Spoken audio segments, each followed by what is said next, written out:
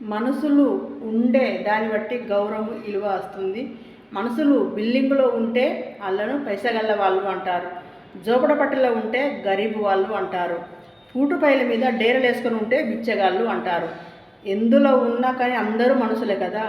చూడండి, ఇప్పుడు పాము ఇంట్లో వస్తే అమ్మో పాము ఇసపు పాము ఇంట్లోకి వచ్చేది చంపేయాలని చంపే వాళ్ళను, కొట్టే వాళ్ళను, వెళ్ళగొట్టే వాళ్ళను ఎంతోమందిని పిలుస్తాము మనము. అందరినీ పిలిచి పాము ఇంట్లోకి వస్తే అయితే పామును చంపేస్తారు, లేకుంటే ఇంట్లోకి వెళ్ళి బయటకు వెళ్ళగొడతారు, ఏదో ఒకటి చేస్తారు. కానీ అదే పాము గుళ్ళోకి వచ్చిందనుకోండి, గుడిలో పామును చూస్తే స్వయంగా శంకరుడే వచ్చాడు, స్వయంగా నాగేంద్రుడే వచ్చాడు అని అమ్మవారికి ఓం నమ శివాయ అని ఆ పాముకు పదే పదే దండాలు పెడతారు. ఎందుకంటే అదే పాము ఇంట్లోకి వస్తేనో దాన్ని కొడతారు, చంపుతారు. అదే పాము గుళ్ళోకి వస్తే దేవుడు అని మొక్కుతారు, పొర్లు దండాలు పెడతారు అన్నట్టు మనిషిలో అహంకారం అన్నది కొంతమందిలో చాలా ఉంటుంది. పైసా ఉన్నవారిని ఒక లెక్క, లేని వారిని ఒక లెక్క.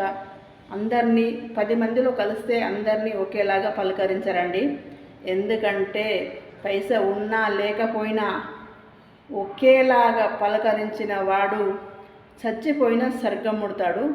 సయాన దేవుడాచి అతన్ని తీసుకెళ్తాడు, బొందితోటి కైలాసం తీసుకెళ్తాడు. కాబట్టి మనకు ఎలా ఎన్నో ఉన్నాయని ఎప్పటికీ అహంకారం అన్నది మనిషికి అస్సలు ఉండకూడదు.